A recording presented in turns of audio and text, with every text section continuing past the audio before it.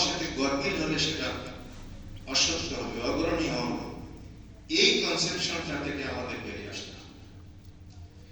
সম্মানিত মুসলিমবৃন্দ, আমাদের সবচেয়ে বড় ধন্যতা হলো যে জুমার দিনে আমরা আজকে ঢাকা বা পার্শ্ববর্তী এলাকা ও দেশের বিভিন্ন মশহুর মসজিদগুলোতে এই ট্র্যাডিশনটা চালু হয়েছে যে বিভিন্ন স্কলার এলে মসজিদের যিনি খতিব তিনি সারা বছর খুতবা দিবেন, আলোচনা করবেন।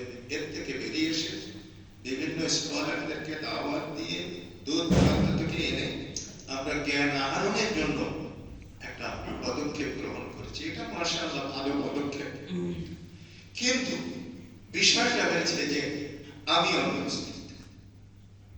আমি টাকা দিয়ে সাহায্য করলাম, আমি বুদ্ধি দিয়ে সাহায্য করলাম, আমি আমার শারীরিক সহযোগিতা অব্যাহত রাখলাম, কিন্তু আলোচনার সময় আমি অনুপস্থিত। আমি 20 মিনিট পরে আসলাম, আমি আধা ঘন্টা পরে আসলাম, আমি এসে দেখলাম সামনে খুতবা শুরু হয়েছে।